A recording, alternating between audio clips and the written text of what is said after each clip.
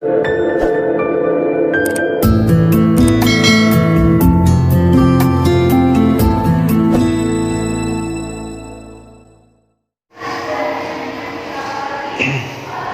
mari kita lanjutkan. Bab yang berikutnya adalah mashul khufain. Mashul khufaini utawi iki ku bab nerangake ngusap muzah loro. Ngusap muzah loro. Ya juzu wenang apa mashu syai'in ngusap suwiji-wiji min zahirin atau langsung diidhofahkan min zahiri a'lal khufaini saking jabane arah ndukure muzah loro, saking jabane arah ndukure muzah loro.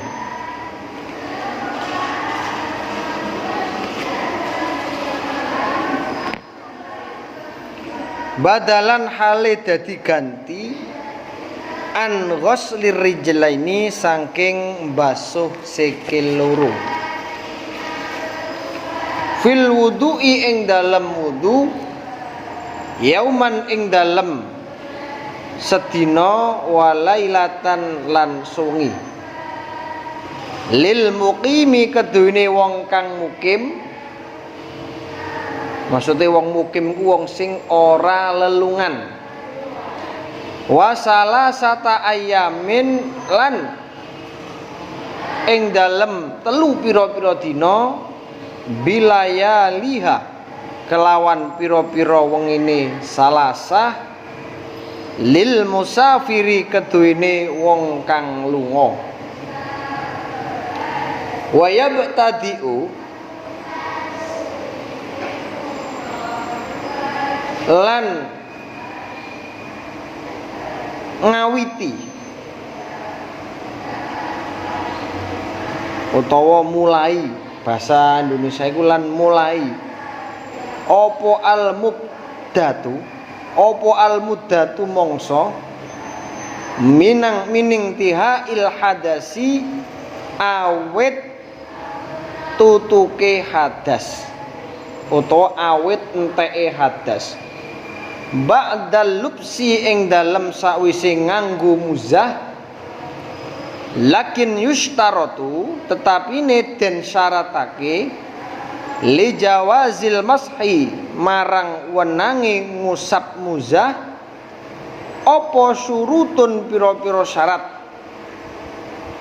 sab'atun kang pitu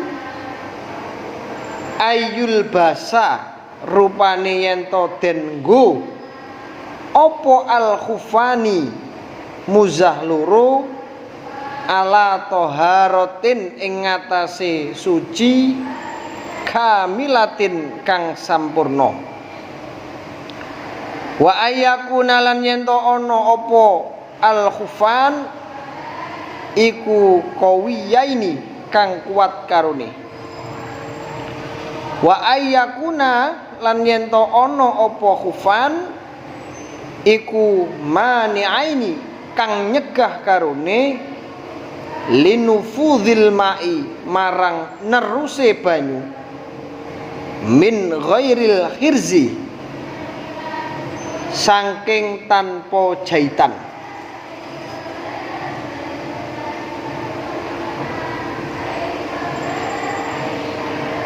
Wa ayyakuna lan yen to ana apa khufan iku satiraini kang nutupi karone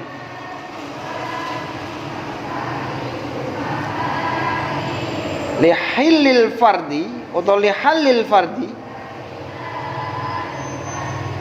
iku lima halil apa lihalil lima halil. Oh sing klaru kitab kula kok enek mime lima halil fardi marang panggonane fardu minal jawani bi saking piro-piro arah wal asfali lan arah nisor maksudnya jawane ku ya kiwa tengen iki maksudnya kiwa tengen. Wa alla yahsula lan yen to ora hasil lila bisima keduwene wong kang nganggo muzah loro apa hadasun hadas niku napa kabirun napa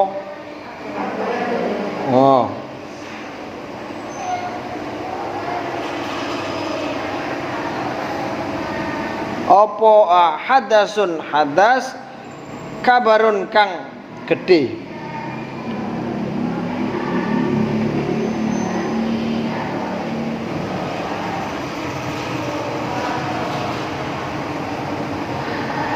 Asli niku hadasul akbar.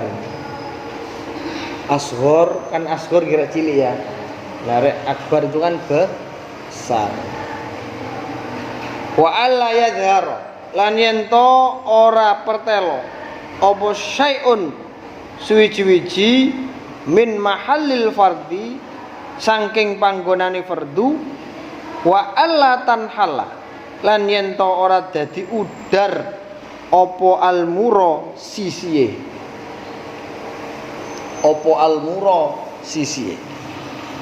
pun bab mashul khufain iku mesti ana tenggene setiap kitab yang menjelaskan tentang ilmu fikih. Nggih. Entah itu tingkatan yang paling dasar atau tingkatan yang paling tinggi, mulai dari kitab Mabadiul Fiqih ya.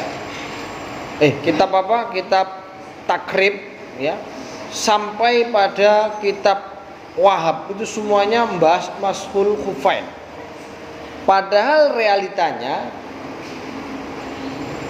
di Indonesia atau di daerah kita, daerah semuanya ini kan nggak pernah kenal yang namanya muzah. Ada yang kenal namanya muzah? Nggak ada. Muzah itu bukan sepatu yang biasa kalian pakai, enggak. Bukan itu yang dimaksud. Ya. Jadi ini ceritanya. Jadi latar belakangnya itu atau kronologinya orang-orang yang zaman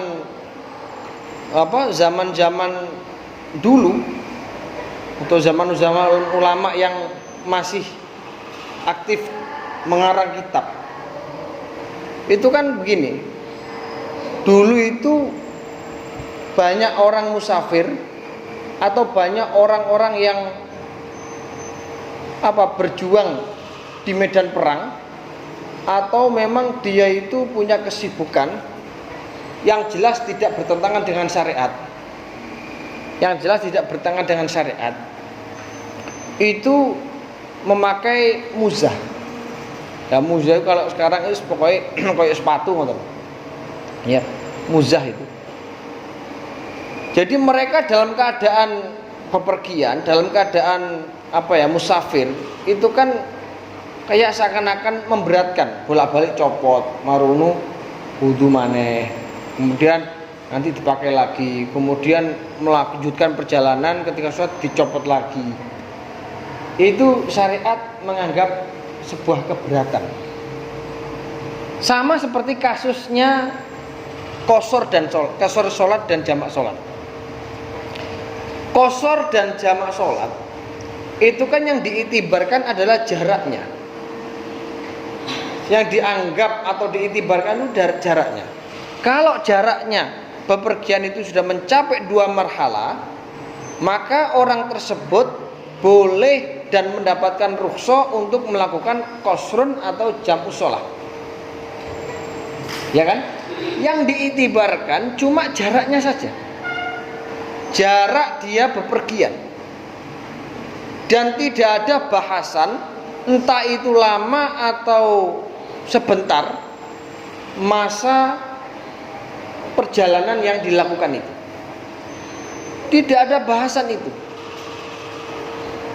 Kalau dulu kendaraannya pakai onta, sekarang sudah pakai Fortuner, sudah pakai Pajero, jalannya pun pakai tol. Sehingga Jombang Surabaya nggak sampai 1 jam sudah tiba. Padahal Jombang Surabaya itu sudah dianggap 2 marhalah, jarak yang bisa atau diperbolehkan melakukan qashar sholat atau jamak sholat. Nah, ternyata ulama-ulama itu tidak mengitibarkan itu, tidak mengitibarkan keselopora, suyopora, enggak. Di dalam kitab I'ana itu soreh dan dijelaskan bahwa yang dimaksud itu adalah masa atau masalah masyakoh atau masalah kepayahan itu. Yang pertama, kepayahan di dalam kendaraan. Apapun kondisi orang itu dalam kendaraan pasti mengalami kepayahan. Baik itu kepayahannya itu berat atau kepayahannya cuma ringan. Gini apa gini? Orang di dalam kendaraan itu pasti payah. Itu satu masyakoh. Yang kedua, masyakohnya itu adalah meninggalkan tanah airnya, meninggalkan desanya, meninggalkan daerah perkampungannya. Itu juga dianggap masyakoh. Di mana meninggalkan perkampungan otomatis meninggalkan orang-orang yang di dekatnya. Ya kan? Itu dianggap masyakoh. Sehingga orang tersebut itu boleh untuk mengambil rukhsah, mengambil keringanan, yaitu mengqashar atau menjamak sholat. Ya, paham ya? Jadi sampean malepun numpak jet ini wis ora apa-apa. Yang penting ada dua marhalah, boleh-boleh saja.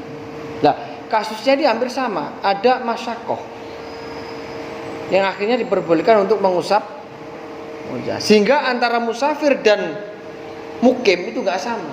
Kalau mukim orang yang berada di rumah itu kalau pengen ya silahkan lah. Kalau memang dia di daerahnya itu selalu pakai muza, itu dikasih keringanan cuma sehari semalam. Tapi kalau musafir itu dikasih keringanan sampai 3 hari.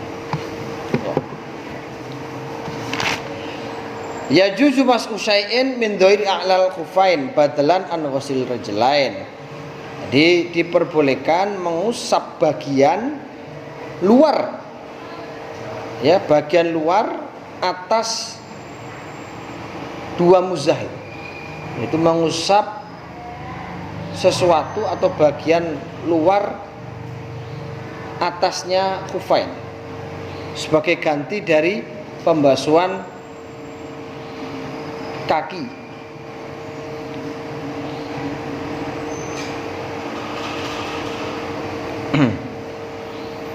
Kemudian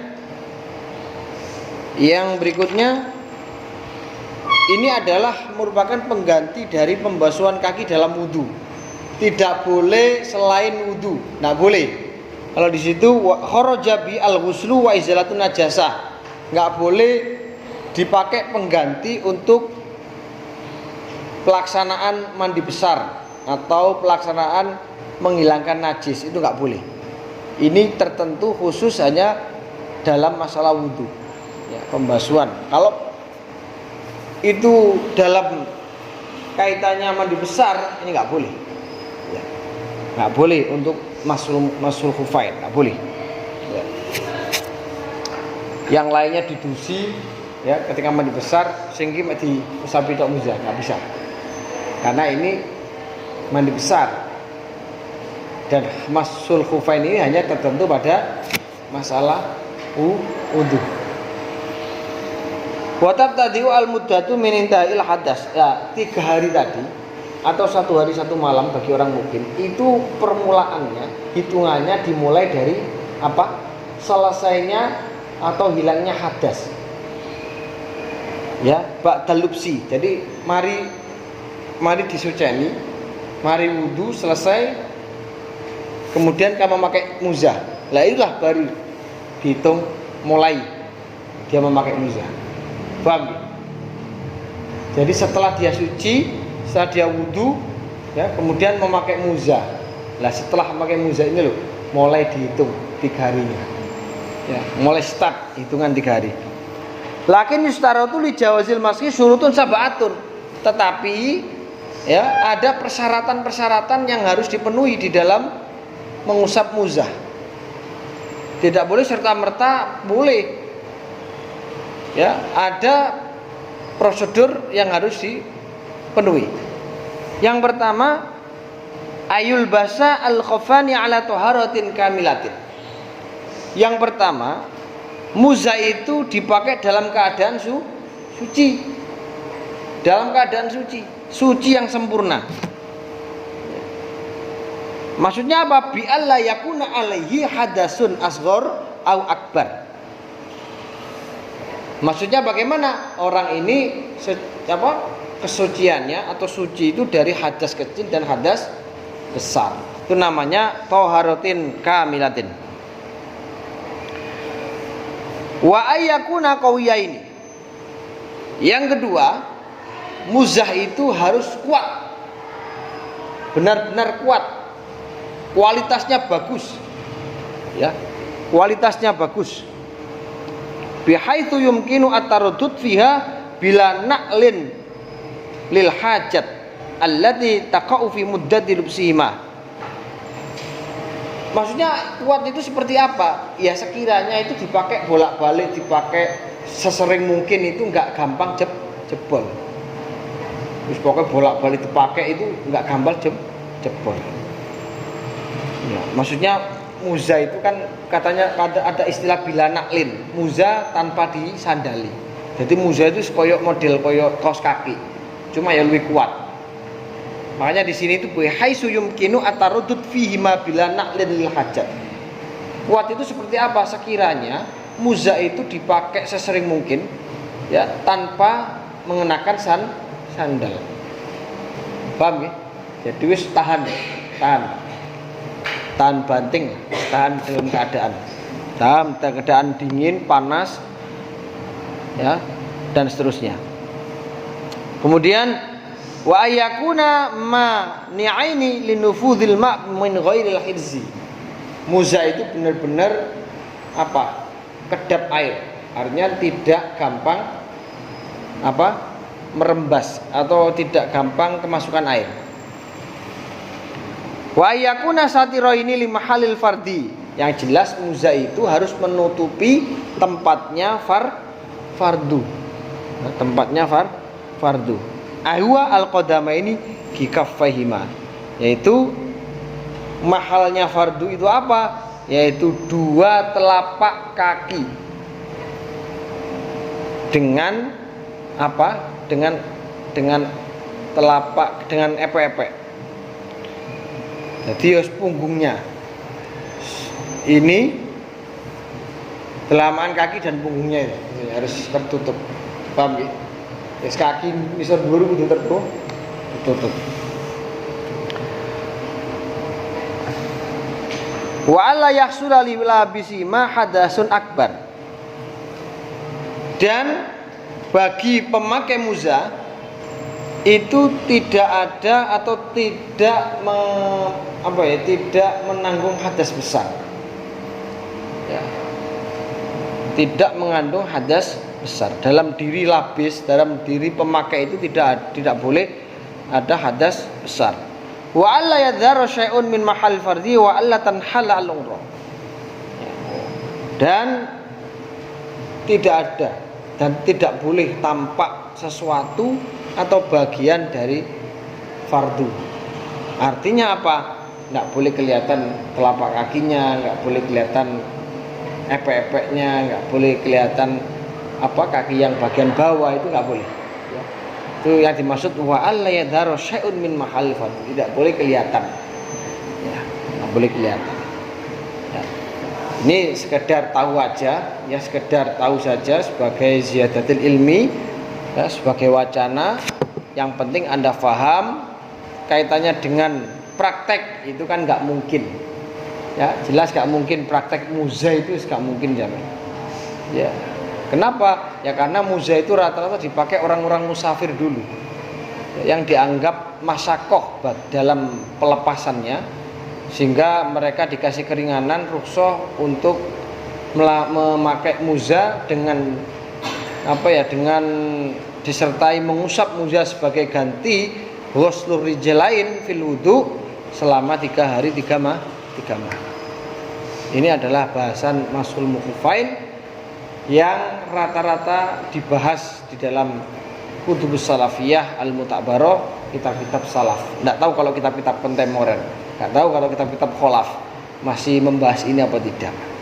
Ya, biasanya yang dibahas oleh kitab-kitab kontemporer, oleh dokter-dokter terbaru atau orang-orang zaman sekarang, itu biasanya dia meringkas kalam-kalamnya ulama dahulu secara secara ringkas atau secara secara ringkas, nggak panjang lebar itu ya. Dia mengambil yang dialami oleh manusia sekarang, itu disesuaikan. Kemudian diteruskan syurutul wudu'i. Ai hadhi syurutul wudu tawi kiku bab mertelaki pira-pira syarat wudu. Syurutul wudu ta pira-pira syarat wudu. Iku khamsata asyara 15. Rupane al-islamu Islam. Wat tamyizu lan tamyiz. Wan niqa'u lan bersih anil haidi saking ketiket. Wan nifasi lan gete nifas. Wa amalan andoh saking barang yamna'u kang bisa nyegah apa ma. Usulal ma'i ing tekane banyu ilal basyarati maring kulit. Wala yakuna lan yen ora ana iku alal udwi ing ngatasé anggota apa ma barang yughayyiru kang bisa ngowahi apa ma al ma'a ing banyu. Wal ilmu lan ngawerwi bi fardiyatihi kelawan fardune wudu. Wala yaktaki dalan yen orang yakinake sapa wong fardhon ing fardune wudu min furudihi kang tetep saking pira-pira fardune wudu sunnatan ing kesunnahan. Wal ma'ulan banyu atau huru kang nyucikake. Wa izalatun najasati lan ngilangi najis al ainiyati kang bangsa kena ditingali. Wajaryul ma'ilan ngilekake banyu utawa nglakokake banyu ala jami'il udwi ing ngatasé sekabehane anggota wa tahaqqul muqtada wa tahaqqul muqtadi lan nyatakake perkara kang natrapi in bana lamun pertelo apa al halu tingkah. Wa dawamun niyati lan nglanggengake niat hukman ing dalem hukume wa adamu ta'liqiha lan ora onone naklek niat lan ora onone naklek niat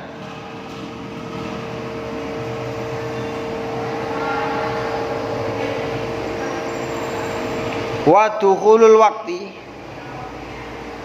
lan mlebune waktu wal mualatulan nuli-nuli lidaimil hadasi keduwene wong kang langgeng hadase.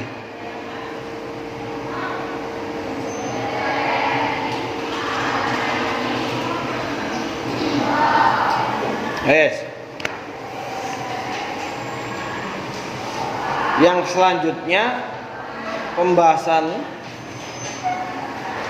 yaitu tentang syurutul wudu, syarat-syaratnya wudu. Kalau kita berbicara syarat, berarti pelaksanaannya itu dilakukan sebelum wudu. Jadi syarat itu adalah sesuatu yang posisinya sebelum ibadah atau tindakan. Syaratnya masuk tes itu kan ada. Berarti sebelum tes Anda disuruh melengkapi syarat. Sama dengan syaratnya wudu. Sebelum Anda melakukan wudu berarti harus dipenuhi syaratnya. Kok nggak terpenuhi syaratnya? Ya wudu Anda tidak akan sah. Wudu itu dianggap batil atau batal. Wudu itu dianggap mulgho.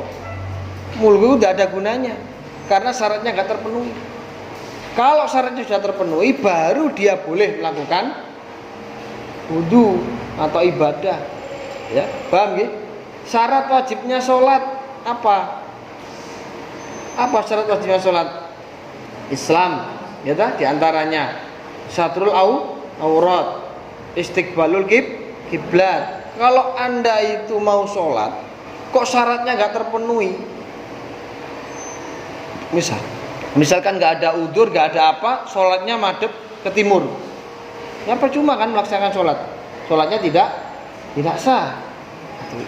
Jadi syarat itu sesuatu yang posisinya di luar ibadah atau sebelum melaksanakan ibadah.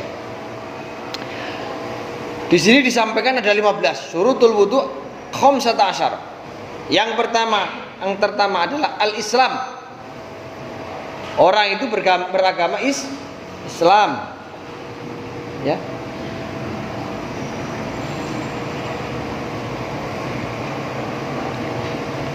Al-inqiyad lil ahkam syar'iyyah fala yasihu wudu al-kafir. Jadi yang dimaksud Islam itu apa? Islam itu ya apa? Talafut bis syahadataini, ya dah? Mengucapkan dua kalimat syahadat dan membenarkan, mentasdik bil qalbi, membenarkan di dalam hati bahwa segala bentuk apapun yang dibawa oleh Rasulullah itu adalah benar dan hak. Itu adalah Islam. Membaca dua kalimat syahadat dan mentasdik, membenarkan di dalam hati bahwa segala apapun atau segala bentuk apapun yang dibawa oleh Rasulullah, baik ucapan, perbuatan atau ikrar, bukan ikrar, takrir, semuanya adalah benar dan hak. Karena wala yang tiku adalah wa ila wahyu yuha. Rasulullah itu tidak mengucapkan sesuatu kecuali itu adalah wahyu yang diwahyukan oleh Allah. Itu namanya Islam. Maka ketika wudhu ini dilakukan oleh orang kafir, meskipun fardu-fardunya sesuai dengan apa yang disampaikan oleh kitab, meskipun fardu-fardunya itu sesuai ya dan pas, tetapi karena dia masih belum Islam, maka wudhunya tetap tidak dianggap sah. Fala yasih wudu'ul kafir, maka tidak sah wudhu yang dilakukan oleh orang kafir. Sama juga niat. Ketika ada orang kafir perempuan misalkan, dia juga mengalami haid, dia mengeluarkan darah haid, setelah nikah dia mandi besar dengan niat yang sama dilakukan oleh orang Islam, maka mandinya orang kafir ini tetap dianggap tidak sah, walaupun sudah sesuai prakteknya, sudah sesuai niatnya di dalam pelaksanaan mandi besar. Kenapa? Karena niat itu syaratnya adalah harus Islam. Niat ibadah itu syaratnya adalah Islam. Nah, kemudian yang berikutnya adalah tamyiz atau mumayyiz. Banyak takrif atau ulama-ulama yang mendefinisikan mumayyiz atau tamyiz itu banyak. Salah satu contohnya di antara keterangan yang ada di dalam kitab I'anatul Talibin, bahwa mumayyiz itu apa, batasan tamyiz itu? Batasan tamyiz bagi seorang anak itu kalau dia sudah bisa makan sendiri, bisa minum sendiri, dia bisa cebok sendiri, itu sudah dinamakan tamyiz. Ini had atau batasan yang disampaikan ulama di dalam kitab I'anatul Talibin. Pokoknya arek iki iso mangan dhewe, ngombe dhewe, ya ta? Marung dikongkon tuku gula ya tekoe gula. Nggih, mboten kok dikongkon gula tekoe uyah. Kuwi gak tamyiz kuwi, belum tamyiz. Juga ditambahkan dia bisa istinja dengan sendirinya. Itu sudah dikatakan tamyiz. Nah, tamyiznya anak itu tidak sama sesuai dengan perkembangannya. Sama dengan baliknya anak itu kan nggak sama. Baik laki-laki maupun perempuan kan nggak sama. Ya. Tahapnya balik itu kan nggak sama. Pencapaian balik dan tamyiz itu kan nggak sama tiap pribadi. Ya. Ya, tapi yang penting ada kriterianya. Ada juga yang mengatakan bahwa huwa ayyafham al-khitab.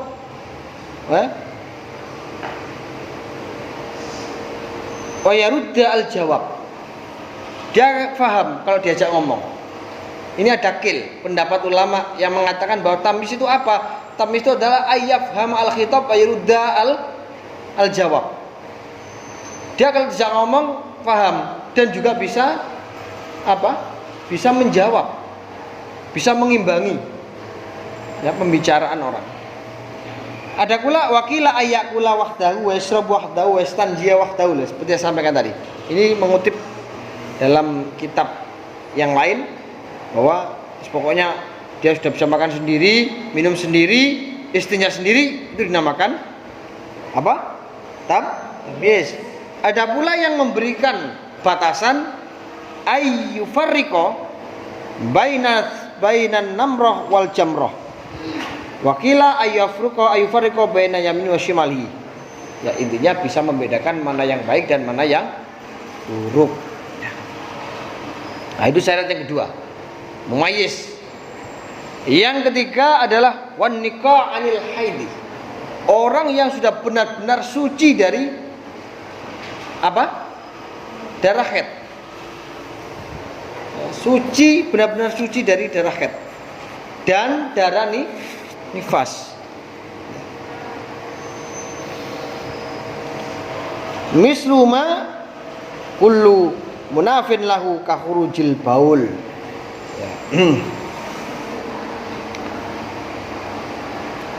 Wa amma yamna'u usulal ma'i lal basyarah. Yang keempat, tidak ada sesuatu yang bisa menghalangi air untuk masuk ke dalam kulit. Atau tidak ada sesuatu yang menghalangi air masuk atau meresap pada kulit.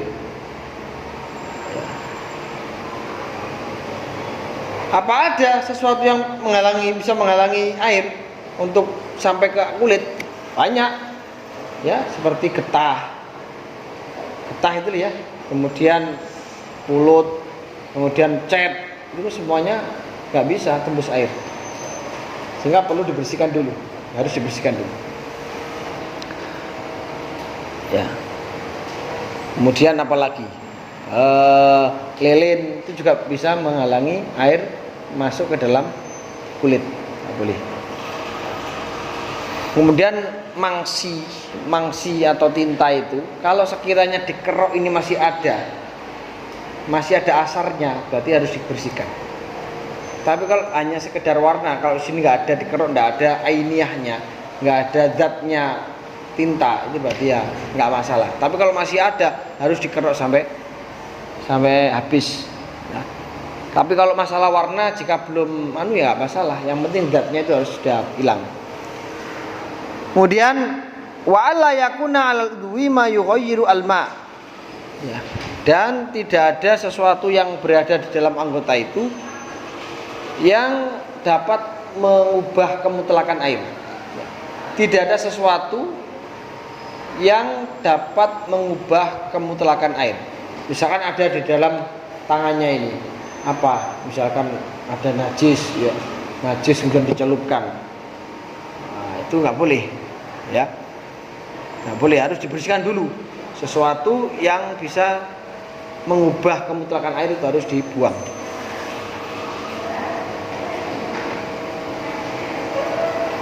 Kemudian wal ilmu bifardiyatihi, mengetahui tentang kefarduan wudu.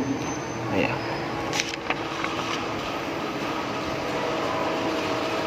Kalau ada orang masih ragu, sakjane wudu iku fardhu apa ora? Ya, kalau masih ada orang punya keraguan wudu itu fardhu apa ora, maka dia belum bisa memenuhi syarat. Ya. Falau taraddada fi fardiyati au itaqada ghaira fardin lam yasihah, maka wudunya tidak sah. Kalau dia masih ragu tentang kefarduannya wudu, atau dia meyakini wudu itu gak fardu, ya lam yasihah, maka wudunya tidak dianggap sah. Wa alla ya'taqida fardhon min furudi sunatan. Juga nggak boleh ada keyakinan bahwa fardunya wudu itu adalah sebuah kesunahan. Misal begini, kita ketahui bahwa fardunya wudu ada berapa? Ada 6 kan ya? Ada 6. Ternyata salah satu dari fardunya wudu itu diyakini sunnah. Misalkan begini, lo kamu kok nggak membasuh tangan itu nggak bukan fardu, itu adalah sunnah. Dia meyakini, atau dia nggak perlu, dia cuma meyakini begini. Sebelum praktek dia yakin bahwa tangan itu bukan fardunya wudu, tapi itu adalah sunnahnya wudu. Kalau ada orang punya keyakinan seperti itu, maka wudunya tidak sah. Ya. Wal mau at-tahur, harus menggunakan air yang mensucikan. Wa izalatun najasal ainiyah. Nah, sebelum wudu kita harus menghilangkan najis ainiyah. Harus menghilangkan najis ainiyah. Ainiyah itu ada berapa? 3. Apa? Najis mukhaffafah. Yang kedua najis mutawassithah. Yang ketiga dan najis mughalladhah. Ya. Najis mukhaffafah itu najis yang paling ringan, yaitu najis yang berasal dari kencingnya anak kecil yang belum makan kecuali air susu ibu. Kalau sudah kecemburan susu formula, minum susu formula sudah nggak bisa. Tapi kalau perempuan, walaupun dia belum makan kecuali ASI, walaupun dia belum makan apa-apa kecuali ASI, tetap air seninya itu dinamakan najis mutawassithah. Di dalam Hasyiah Al-Bajuri disampaikan, kenapa kok ada perbedaan antara sobi dan sobiyah? Kalau sobiyah itu air seninya lebih lengket, kalau sobi anak kecil laki-laki itu lebih encer. Sehingga ketika ada anak kecil yang belum makan apa-apa, dia kencing, maka cara menyucikannya ringan dengan cara apa? Di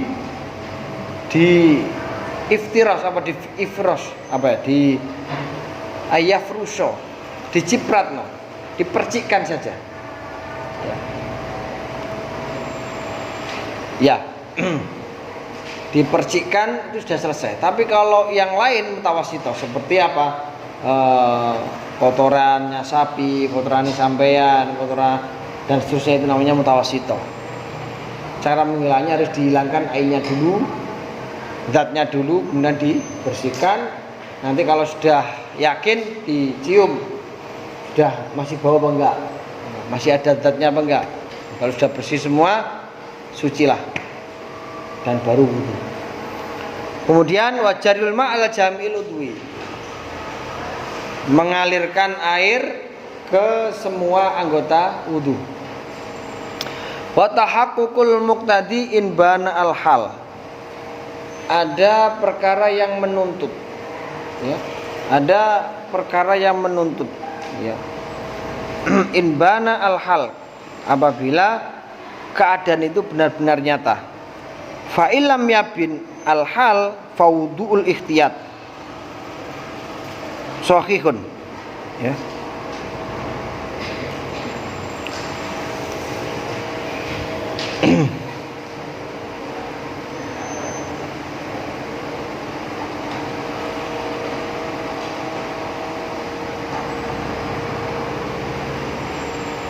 Kalau nanti keadaannya tidak jelas, maka wudunya itu secara ikhtiyat, yaitu dengan cara hati-hati.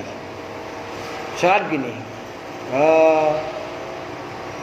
ketika orang itu ada sesuatu yang menuntut, ya, menuntut itu tatrapan. Al-muqtadi itu adalah sesuatu yang menuntut, ya, untuk menuntut melaksanakan wudu, ya. Misalkan begini, dia syaratnya wudu itu harus tahakkukul muqtadi, sesuatu yang apa namanya, yang menuntut dia harus berwudu, ya, syaratnya itu. Contohnya seperti apa ya? Contohnya begini,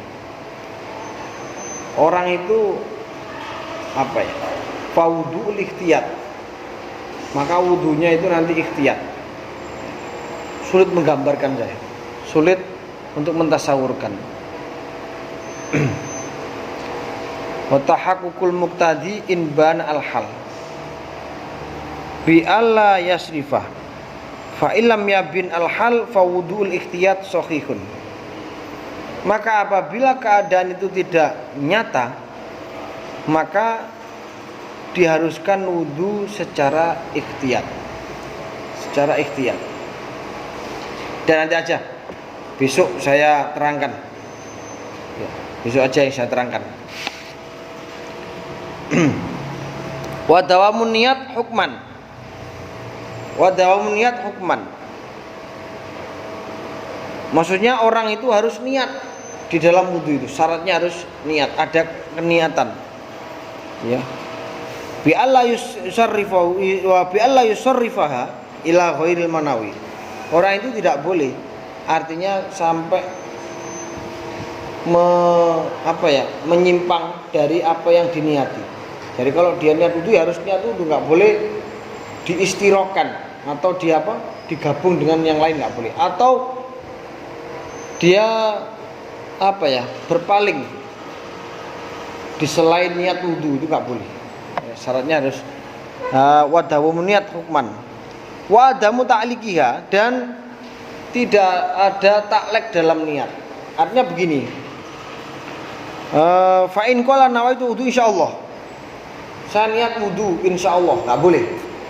Niat dipakai insyaallah, dimentaklek. Saya wudu jika Allah mengendaki, nggak boleh. Itu namanya taklek bin niat, nggak boleh. Wa dukhulul waqti, kemudian masuknya waktu. Ya. Masuknya waktu. Bi ayyaksul al-wudu al-udhu asani qabla jawafil awal ma'al itidadil hawa wal mizah wal ziman. Ini maksudnya begini. Wa dukhul waqti wal mualah lidaimil hadas. Yang terakhir itu adalah khusus bagi orang yang dawamil hadas. Dawamil hadas itu seperti orang yang istighadah, atau yang kedua orang yang beser. Orang beser itu kan hadasnya terus menerus. Paham ya orang beser? Beser tahu nggih? Beser itu moro-moro air seninya keluar sendiri. Terus seperti itu. Itu namanya beser. Sehingga orang ini dikatakan daimul hadas, orang yang senantiasa menanggung hadas. Sehingga syaratnya wudu itu yang pertama harus masuk waktunya sholat. Yang kedua harus mualah, nggak boleh sampai kering. Kalau orang biasa kan boleh disambi dengan ngobrol, kemudian diteruskan tangannya, ngobrol lagi, diteruskan kepala. Tapi kalau orang daimul hadas nggak boleh, harus mualah terus menerus, karena mengejar waktu. Itu syarat-syaratnya wudu. Mungkin ada yang perlu disampaikan, silakan.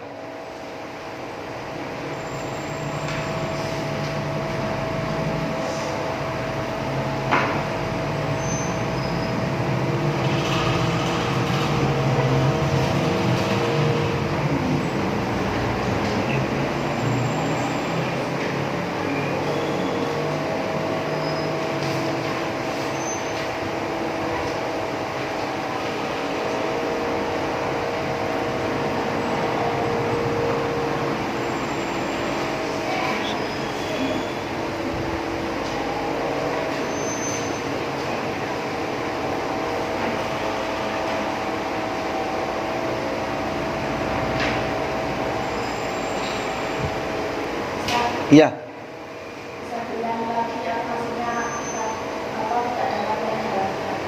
Apa? Nah, niat itu ditaklek seperti ini. Niat ingsun wudu apabila Allah mengendaki. Itu kan namanya ditaklek. Ditaklek itu digantungkan. Contohnya begini. Saya nanti akan keluar sholat ketika ada maling. Berarti kan ditaklek. Kalau takleknya sholat itu jadi. Maka ketika dia niat dalam hati, andai kata nanti malingnya, ketika nanti ada maling, maka saya akan keluar sholat. Maka ketika ada maling, betul dia harus keluar sholatnya. Batal. Itu namanya taklek. Seperti nawaitu atau itu wudu insyaallah, itu nggak jadi niatnya. Seperti orang disumpah itu ya. Saya bersumpah, wallahi saya mengaku tidak mencuri barangnya, dadak ditambahi insya Allah, nggak jadi sumpahnya, nggak boleh. Itu namanya ditaklek. Paham ya? Saya dulu itu nakal. Saya buat senjata. Ketika saya jadi pengurus, saya itu nggak bisa menjalankan, tapi dipaksa jadi pengurus di pondok itu. Ketika ada ikror, ketika ada sumpah jabatan, itu mesti kari-kari tak kei insya Allah. Jadi kan saya nggak melanggar, ya saya nggak menerjang. Tapi ini jangan dipakai. Ini podo karo bodoh nih wong nih. Ya. Tapi itu karena saya memang secara pribadi nggak sanggup. Tapi tetap dipaksa ya. Saya bilang insya Allah aja. Kalau setelah ucapkan sumpah itu, ya kemudian saya sambung insya Allah. Selesai, nggak jadi itu sumpahnya. Ya, sama dengan niat nawaitul wudu'a ditambahin insya Allah, nggak jadi wudunya. Niatnya itu, ya nggak ada. Tidak ya. Nanti PR saya itu watahaqqul muqtadiin banal hal. Saya sebenarnya ragu-ragu, punya jawaban tapi ragu-ragu. Jadi saya taskhaikan nanti atau saya muqabalah pada kitab-kitab yang lain, ya biar ada kejelasan, biar ada tasawur yang jelas yang nanti bisa saya sampaikan. Ya begini cara ngaji saya. Ketika saya memang belum siap, belum bisa mengutarakan secara yakin, ya nggak saya sampaikan, saya tunggu dulu, ya. Dan ini bagus menurut Abu Hanifah. Abu Hanifah itu dalam kitab Ta'lim Muta'alim itu bilang, kalau ada orang atau kiai ditanya kok nggak pernah ada kesulitan, kok nggak pernah ada kemuskilan, pokoknya pertanyaan mesti dijawab, dia nggak pernah merasa kesulitan, itu malah mencurigakan, itu keilmuannya malah dicurigai. Imam Malik itu ada berapa soal itu, ketika beliau nggak bisa jawab, nggak bisa. Dari sekian soal saya nggak bisa jawab, saya bisa jawab cuma ini. Itu keren Imam Malik itu. Kalau nggak bisa jawab ya enggak. Kadang-kadang kan nggak ada ustadz yang gengsi itu. Sudah di televisi, kadang-kadang sudah di kancah nasional, kadang sudah di panggung, nggak bisa jawab kan gengsi, nggak keren kan, nggak bisa jawab. Gitu ya. Tapi kalau ulama-ulama dulu tidak, kalau memang nggak bisa ya nggak bisa. Silakan Anda komentari bodoh atau gimana ya silakan. Ya, karena keterbatasan akliyah kita, keterbatasan kefahaman kita. Ya, jadi itu saja, nanti akan saya pelajari lagi di kitab-kitab yang lain yang mungkin nanti akan bisa memberikan gambaran yang lebih jelas. Mungkin ada lagi penanya yang lain. Silakan terkait dengan syarat-syaratnya wudu. Sudah nggak ada ya? Kalau nggak ada ditutup aja, enteng kan? Ya. Besok tetap kita gilir, kita siapkan nanti maju ke depan sebagai awalan, sebagai mukadimah dalam pembelajaran. Supaya apa? Supaya terbiasa dan lancar di dalam membaca, memaknani, ya, lebih nanti lebih ditingkatkan lagi, ada sesi tanya jawab dengan temannya sendiri, itu ya. Sudah ya, saya kira cukup sekian. Kita akhiri dengan bacaan Fatihah, mudah-mudahan ada guna manfaatnya di dunia akhirah. Al-Fatihah.